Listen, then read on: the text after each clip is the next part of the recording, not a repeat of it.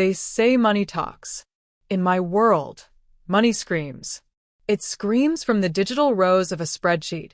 It screams from the frantic transfers made in the middle of the night. My name is Amelia. I am a forensic accountant for the Thorne Syndicate. To the FBI, I don't exist. To the Mafia board, I am the girl who makes the impossible invisible. But tonight, the numbers are bleeding. I found a hole, a $50 million hole. And in this business, a hole that big is usually a grave. The office was silent except for the hum of my 3-monitor setup. Chicago rain hammered against the bulletproof windows, turning the city lights into smeared watercolors. It was 2:47 a.m. I had been staring at the same Excel cell for 9 minutes. Cell R 1947. The numbers inside it made my stomach turn into a fist. $50 million. Gone. Moved. Transferred to an account labeled Vesper 19. That name, Vesper. I had heard it whispered in the hallways, always followed by silence. The Vesper family was a ghost story in our world. Acconscionaritare. 6 years ago, Marcello Thorne supposedly erased them from existence. Every man, every account, every trace. The Vespers had tried to skim from the 5 families. They paid for it with blood. So, why was their name in our ledger? Why was our money sitting in their grave? I heard the door click behind me. I didn't turn around. I could feel him before I saw him. Marcello Thorne had that effect. He warped the air around him, made every room smaller just by entering it. His footsteps were deliberate. Expensive leather shoes on marble. He stopped at the wet bar in the corner of the office. I heard water running. The sound was wrong. Too clinical.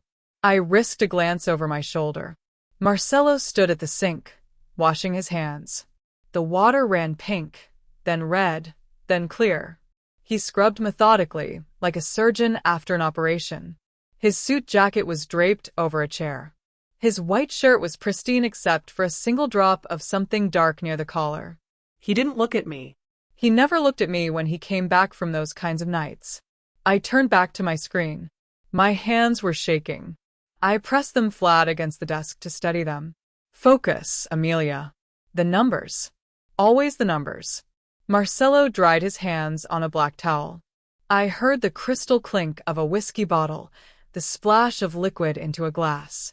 Then his voice. Low, controlled, like stones grinding together. You're here late. So are you, I said. My voice didn't shake. I was proud of that. I had business. I can see that. Silence. The rain filled it. I could feel him staring at the back of my head. I kept my eyes locked on the screen. Cell R 1947 blinked at me. A digital landmine. Find something, he asked. My throat was dry. In the Mafia, a decimal point is a bullet. A misplaced 0 is a body bag. And $50 million? $50 million was a war. I should have lied. I should have closed the file, smiled, said everything was clean. But Marcello Thorne had a superpower. He could smell a lie from across a room. Yes, I said. The air changed. I heard him set his glass down. Heard his footsteps again, closer this time. He stopped just behind my chair. I could smell him now, tobacco, expensive cologne, and something metallic I tried not to think about. Show me. I pulled up the transfer log. My cursor hovered over the Vesper 19 transaction. Marcello leaned down, one hand braced against my desk. His face was inches from mine. I didn't breathe. He stared at the screen for 30 seconds. 30 seconds that felt like 30 years. Then he laughed. It wasn't a happy sound. It was the kind of laugh you make when you find out the gun pointed at your head was loaded all along. Vesper, he said. The word was acid in his mouth. I thought. You thought I killed them all. He straightened up, stepped back. I could breathe again. I did. Then who? That's what you're going to find out. He walked to the window, hands in his pockets, staring out at the bleeding city lights. His reflection in the glass looked like a man carved from marble, beautiful and terrifying in equal measure. Someone is stealing from me, Amelia. Someone is using a dead family's name to do it. And they moved the money tonight while I was He paused. busy. They knew you'd be distracted, I said. Smart. Too smart. He turned to look at me then. Really look at me. Marcello had eyes like frozen smoke, gray, cold, unreadable. But tonight there was something else there. Something that made my chest tighten. Vulnerability. He was scared. I need you to trace it, he said. All of it. Every transfer, every account, every keystroke. I need to know who is inside my house. Inside his house. That's what we called a mole. A traitor. Someone close enough to touch the money. The board meeting is in 72 hours, I said. I know. If we don't have answers by then. I know, Amelia. His voice cracked on my name. Just a hairline fracture. Barely there. But I heard it. I nodded. I'll find them. I know you will. He picked up his jacket, shrugged it on with the ease of a man born into expensive things. At the door, he stopped. Didn't turn around. Amelia. Yes. Lock the door behind me. Don't open it for anyone. Not even Lorenzo. Lorenzo. His younger brother. The man who smiled like a saint and thought like a demon. Okay. Marcello left. The door clicked shut. I sat there in the dark, the rain hammering, the numbers bleeding, and the ghost of the Vesper family screaming from cell R 1947. I locked the door, and I got to work. 48 hours until the board meeting. I hadn't left the office. Hadn't slept. The circles under my eyes were so dark they looked like bruises. I lived on black coffee and the electric fear that kept my heart rate at a steady sprint. The Vesper 19 account was a labyrinth. Every time I traced a transfer, it split into 3 more. Offshore accounts in the Caymans, shell companies in Cyprus, digital wallets bouncing through servers in Estonia. Whoever built this system knew exactly what they were doing. They were using my own playbook against me. At hour 36, Marcello moved me. Pack your laptop, he said. He was standing in the doorway of the office, flanked by 2 men I didn't recognize. We're going to the safe house. Why? Because someone tried to access this building's server room 20 minutes ago. They didn't get in, but they got close. My blood turned to ice water. They know I'm investigating. They know everything, Amelia. That's the problem. The safe house was in Oak Park, buried in a neighborhood of old money and older secrets. It looked like every other Victorian mansion on the block. Ivy-covered brick, stained glass windows, a garden that pretended to be wild. But the basement was a server farm. The walls were lead-lined, and there were enough weapons hidden in the floorboards to start a small war. Marcello's men swept the house, checked the perimeter, and disappeared like smoke. It was just the 2 of us. Alone. The isolation hit me immediately. No traffic sounds. No city hum. Just the creak of old wood and the distant whisper of wind through the trees. The house felt like a mausoleum. Beautiful and suffocating. I set up my workstation in the library.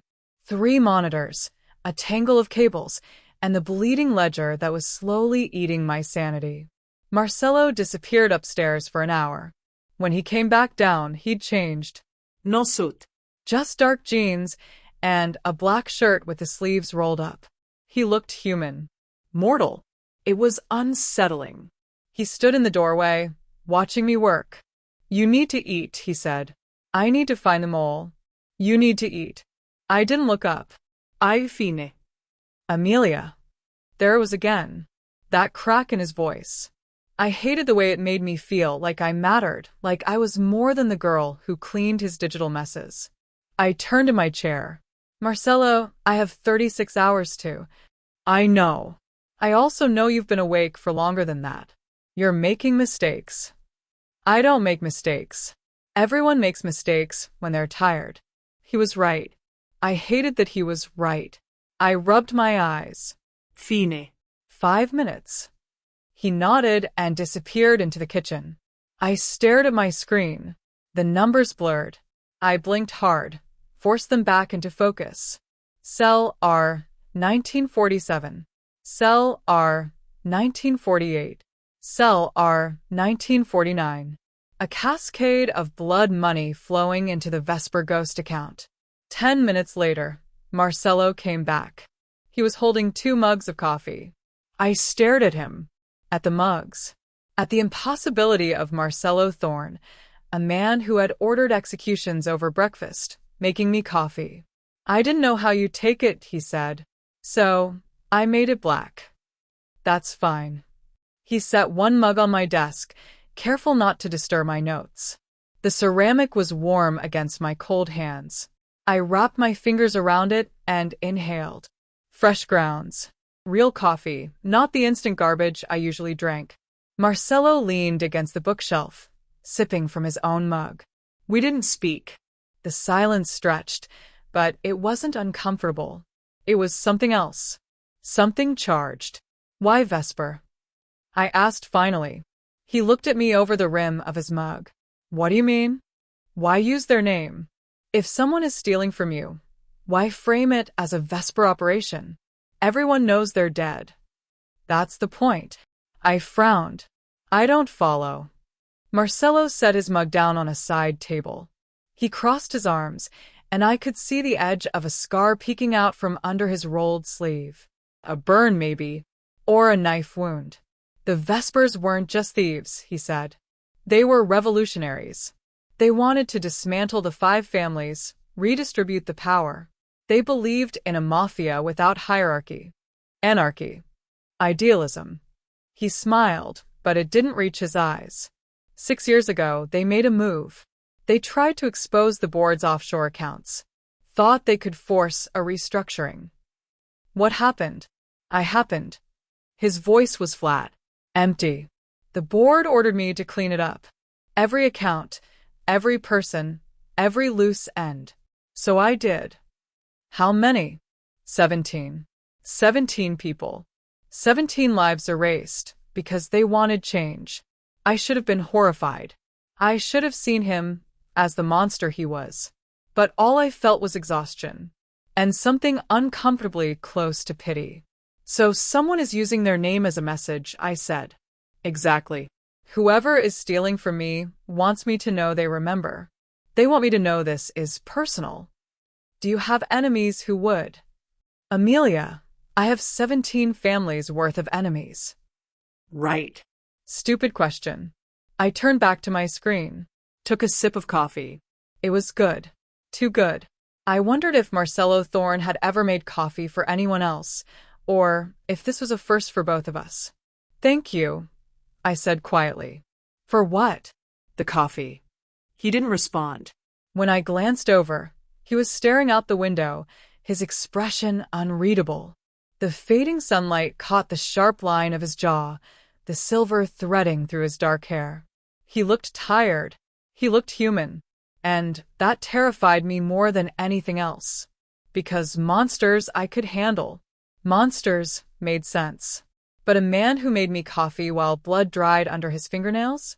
A man who looked at me like I was something fragile and irreplaceable? That was dangerous. The moment shattered when my phone buzzed. A text.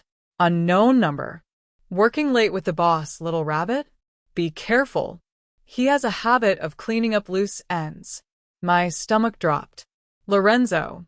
I deleted the message, but the damage was done. My hands were shaking again. Marcello noticed. What is it? Nothing.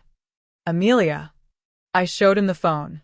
Watched his expression harden into something glacial and murderous. He's trying to scare you, Marcello said. It's working. He stepped closer. Too close.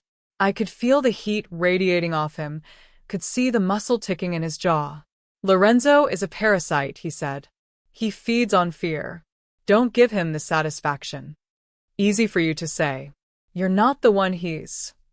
The one he's what? Threatening? Amelia, my brother threatens everyone. It's his favorite hobby. But he won't touch you. How do you know? Because I'll kill him if he does. The words hung in the air between us. He said it so simply, so matter-of-factly. like promising to pick up groceries. I believed him. Get back to work, Marcello said. His voice was softer now. I'll deal with Lorenzo. He left the room. I heard him on the phone in the hallway, his voice a low snarl. I couldn't make out the words, but I didn't need to. I stared at the coffee mug, at the dark liquid inside. Marcello Thorne had made me coffee.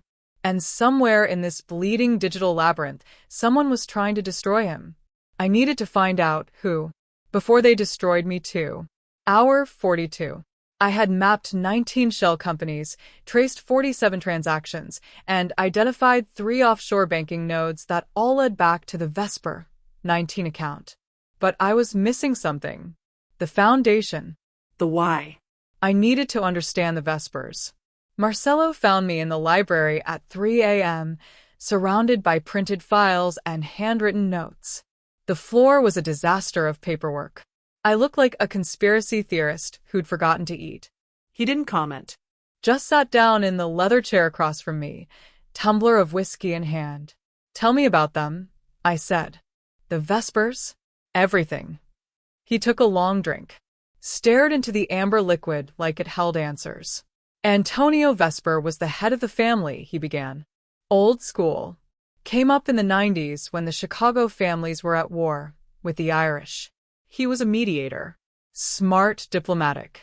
The board respected him. What changed? His daughter, Lucia. The way he said her name made me pause. There was weight there. History. Lucia Vesper was 23 when I met her, Marcello continued. She had a degree in economics from Stanford. Could have worked anywhere, Goldman Sachs, the Fed, anywhere.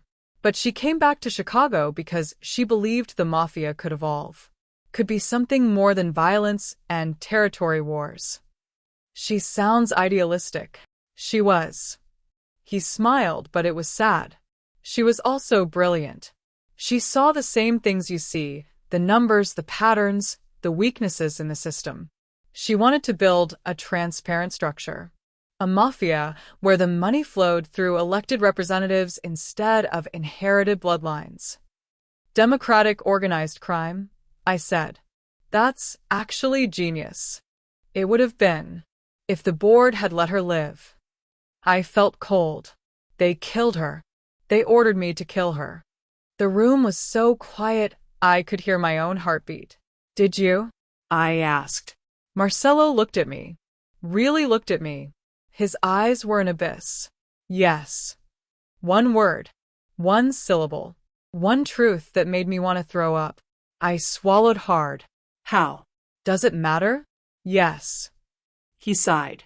Rubbed the scar on his knuckle, a habit I noticed that only appeared when a decision was final.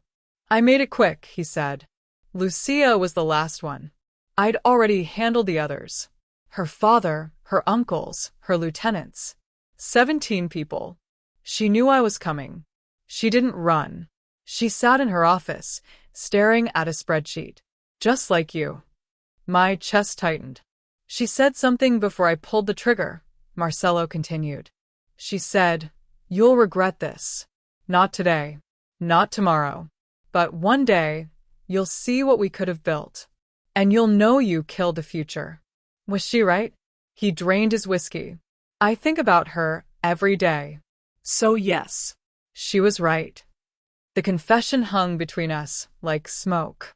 I didn't know what to say. Didn't know how to process the idea that Marcello Thorne, this man who terrified the underworld, was haunted by a woman he'd murdered 6 years ago. Why are you telling me this? I asked. Because you need to understand who we're dealing with. Whoever is using the Vesper name, they know that story. They know what I did. And they're using it to gut me from the inside. Someone close to you. Someone who was there.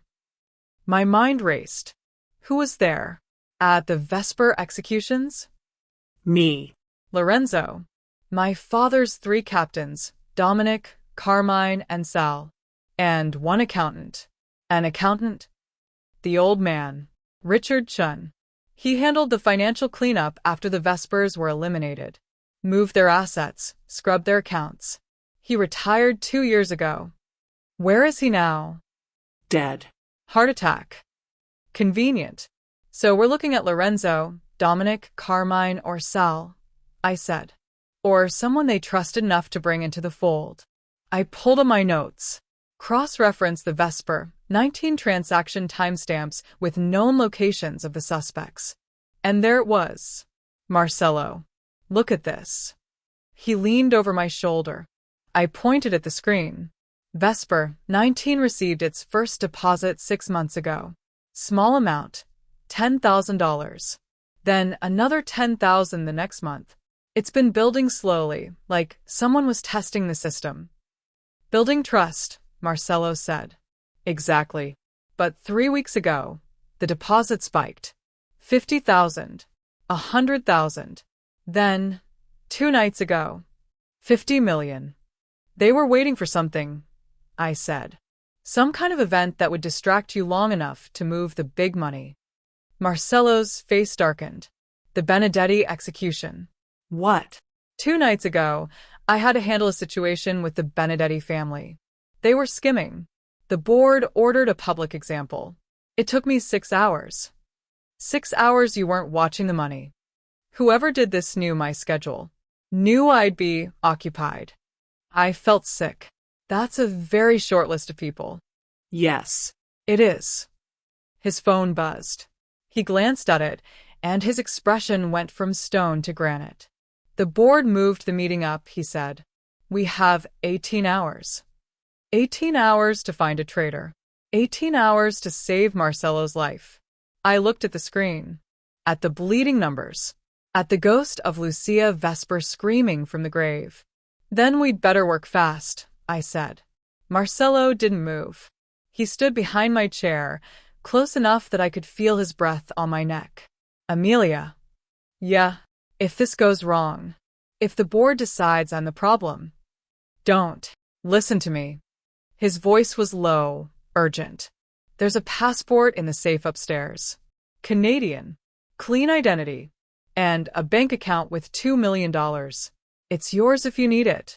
I turned in my chair to face him. I'm not running. You might not have a choice.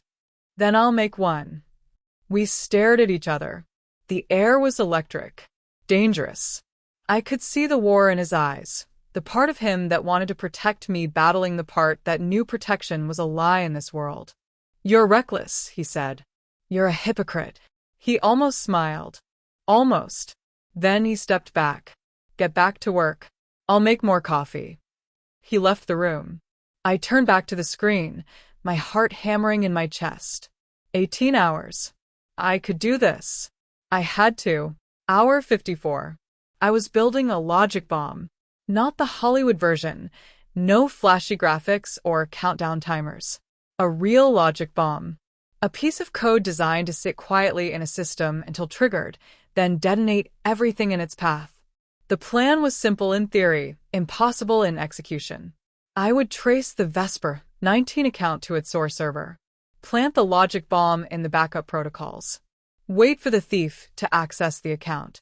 When they did, the bomb would trigger, flagging their IP address, logging their keystrokes, and sending everything to a secure server I controlled. One shot. One chance. If I missed, they'd know I was hunting them. And they'd disappear. The safe house basement was freezing. The server farm hummed like a digital heartbeat, racks of machines blinking in the darkness.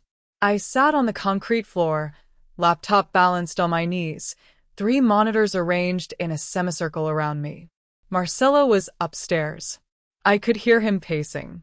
He hadn't slept either. I pulled up my attack vector. The Vesper 19 account was hosted on a server in Tallinn, Estonia. The server itself was a ghost, purchased through a shell company, paid for with cryptocurrency, no traceable ownership. Beautiful work. Professional. But everyone makes mistakes. The server had a vulnerability. A tiny crack in its firewall configuration. Someone had updated the security protocols but forgot to patch the legacy admin access. It was a 1 in a million oversight. I was going to drive a truck through it. I initiated the connection. My screen flooded with code, green text on black, scrolling faster than I could read. I was inside their perimeter, navigating the file structure, looking for the backup directory. There. I planted the logic bomb in the automated backup script, disguised it as a system diagnostic. If anyone looked, it would appear routine. Boring. The kind of code you skip over, because it's always been there. Now I needed the trigger.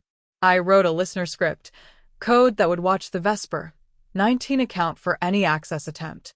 The moment someone logged in, the bomb would arm. 30 seconds later, it would detonate.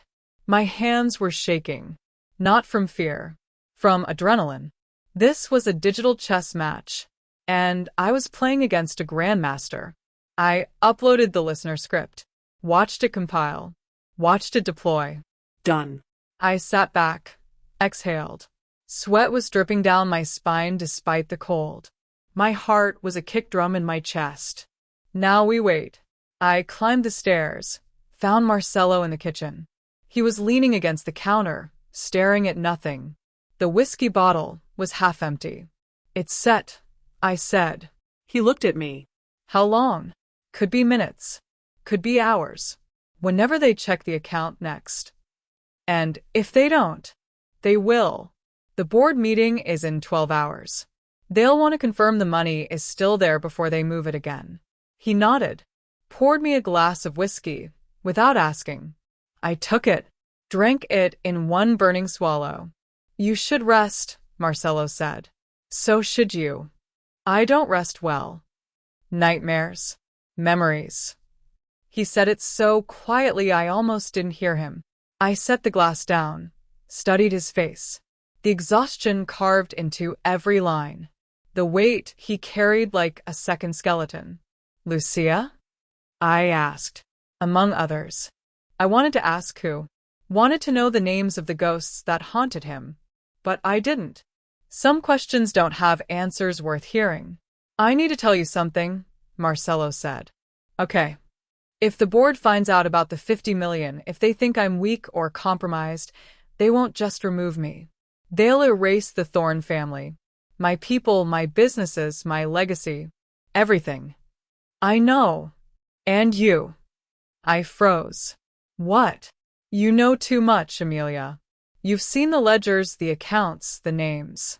If the board decides to clean house, you're on the list. The room tilted. I gripped the edge of the counter to steady myself. Are you trying to scare me? I asked. I'm trying to prepare you. For what? Death. For a choice. He reached into his pocket, pulled out a small brass key, set it on the counter between us. There's a car in the garage, he said. Untraceable plates. The key to the Canadian passport and the bank account is in the glove box. You could leave right now. Drive to the border. Start over. I stared at the key, at the glint of freedom and cowardice. Why are you telling me this? I asked. Because you deserve the option. And if I stay? Then you're all in. No safety net. No escape hatch. You mean I'm dead if this goes wrong? We're both dead if this goes wrong. I picked up the key, felt its weight, its promise. Then I set it back down. I'm not leaving, I said. Amelia. I'm not leaving, Marcello. So stop asking. He stared at me like I'd just confessed to a crime. You're insane. Probably. This isn't some romance novel. This is real. People D. I know. Then why? Because someone has to fix this. And you can't do it without me. It was the truth. Brutal and simple. Marcello looked like he wanted to argue.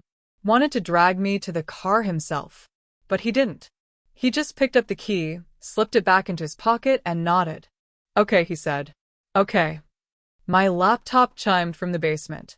We both froze. That's the alert, I said. Someone accessed the account? Yes. We ran. The monitors were screaming. Red alerts flooded the screen. The logic bomb had triggered. Someone had logged into the Vesper 19 account 43 seconds ago. I dropped into my chair, fingers flying over the keyboard. Talk to me, Marcello said. He was standing behind me, hands gripping the back of my chair. The bomb worked. I have their IP address, their device fingerprint there. I stopped, stared at the screen. No, no, no, no. What? The IP address.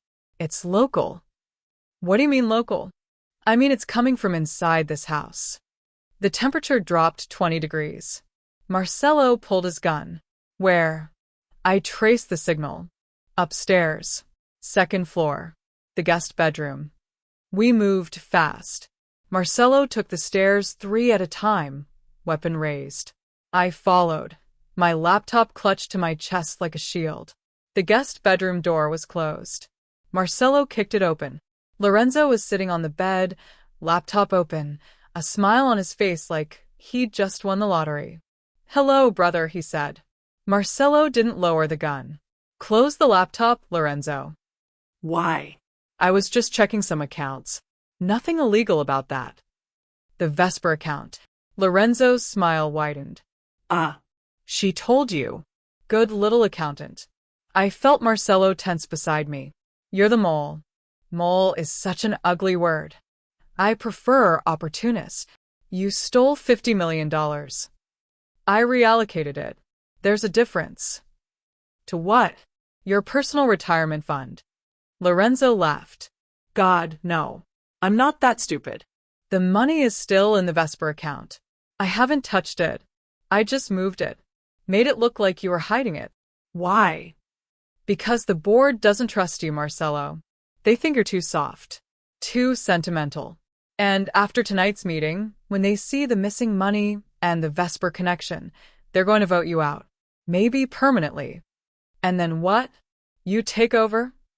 Someone has to. Marcello's finger tightened on the trigger. You're going to destroy everything Father built. Father built a dictatorship. I'm going to build an empire. I stepped forward. You're not going to build anything, Lorenzo, because you made a mistake. He looked at me like I was an insect. And what mistake was that, little rabbit? I turned my laptop around, showed him the screen. You left a digital trail. Every transaction you made, every keystroke, every login, I logged it. Time-stamped it. Cross-referenced it with your known locations. I can prove you've been accessing the Vesper account for 6 months. Lorenzo's smile faltered. And better yet, I continued, I found your real offshore account. The one you were planning to move the money to after the board ousted Marcello.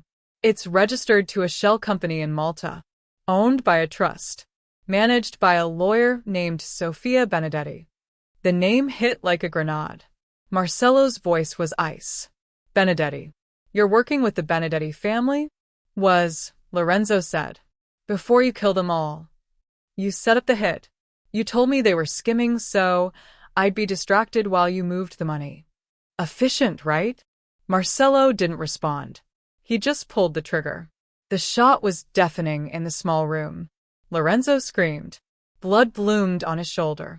He fell back on the bed, clutching the wound. You shot me. You actually shot me. That was a warning, Marcello said. His voice was dead calm. The next one goes in your head. Lorenzo was hyperventilating. The board, they'll find out.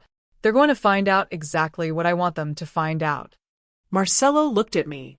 Can you fake the logs? Yes. Make it look like Lorenzo was working alone, skimming from the Vesper account to fund a coup. Use the Benedetti connection as proof. I nodded, sat down, pulled up the files. It took me 11 minutes. I rewrote the transaction history, made it look like Lorenzo had been siphoning money for years, tied it to encrypted communications with the Benedetti family, built a narrative so airtight the board would have no choice but to believe it. Done, I said. Marcello hauled Lorenzo to his feet. You're going to the board meeting. You're going to confess. And if you try to implicate anyone else, I'll make sure your death takes days instead of seconds. Lorenzo was pale, shaking. They'll kill me. I know. Marcello, please. You betrayed the family. This is mercy. He dragged Lorenzo out of the room. I sat there in silence, staring at the fabricated evidence on my screen. I had just framed a man for execution, and I didn't feel anything. The board met in a warehouse in the stockyards. Old Chicago. The kind of place where blood had soaked into the concrete so many times it was part of the foundation. 5 dons. 5 families. 5 men who controlled the underworld like gods on a chessboard. Marcello entered first. I followed 2 steps behind, carrying a tablet with the evidence. Lorenzo was already there, flanked by 2 of Marcello's men. His shoulder was bandaged. His face was gray. The dons sat at a long table. Don Castellano in the center. Don Greco to his left. Don Marino to his right. Don Wu and Don Petrov at the ends. Castellano spoke first. Marcello. We hear there's been an issue with the accounts. There has, Marcello said. My brother has been stealing from the Thorne family for 6 months.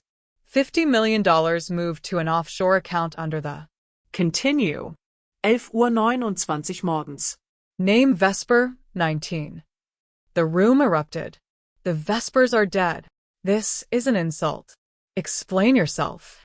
Marcello gestured to me. My accountant will present the evidence. I stepped forward, set the tablet on the table, pulled up the transaction logs. Lorenzo Thorne opened the Vesper, 19 account 6 months ago. I began. He used it to funnel money from the Thorne family businesses into an offshore trust controlled by Sofia Benedetti. The plan was to use the money to fund a coup after the board voted Marcello out. I showed them the communications, the transfers, the damning connection to the Benedetti family. The dons studied the evidence in silence. Don Castellano looked at Lorenzo. Is this true? Lorenzo opened his mouth, closed it, looked at Marcello. Marcello's expression was stone. Answer the question, Castellano said. I was trying to protect the family by stealing from it. Marcello is weak. He's compromised. Don Greco slammed his fist on the table. Enough. The room went silent. Castellanos tud. Lorenzo Thorne. You have betrayed your family and conspired with our enemies. The board finds you guilty. The sentence is death. Lorenzo lunged for Marcello. You did this. You framed me. Marcello didn't move. Didn't speak. 2 men grabbed Lorenzo, dragged him toward the back exit. Marcello, please. Please. The door slammed shut. A single gunshot echoed from the back room. Then silence. Don Castellano looked at Marcello. Your house is in order? Yes. Good. This meeting is adjourned. The dons filed out. Marcello stood there, hands in his pockets, staring at the closed door. I approached slowly. Marcello. He didn't look at me. I killed my brother. You saved your family. Does that make it right? I didn't have an answer. We left the warehouse together, walked out into the cold Chicago night. The city lights blurred in the rain. Marcello stopped at his car, looked at me. You should take the passport, he said. Leave tonight. This life, it's only going to get darker. I know. Then why stay? I thought about the coffee, the late nights, the way he looked at me like I was something fragile and irreplaceable. Because someone has to keep your books clean, I said. He almost smiled. Almost. You're insane, Amelia. I've been told. He opened the car door. Paused. Thank you, he said quietly. For what? For staying. He got in the car, drove away. I stood there in the rain, watching the taillights disappear. The numbers were clean. The threat was eliminated. But the real question remained. If you were in my position, if you had the chance to walk away from a man who would burn the world for you, a man whose hands were stained with blood but made you coffee in the dark, would you take the money and run? Or would you stay with the monster who looked at you like you were his salvation? I made my choice, and I'm still living with it. This is Amelia, and this is the Revenge Cafe. If you were Amelia, would you take the money and run, or stay with the man who would burn the world for you? Type run or stay in the comments.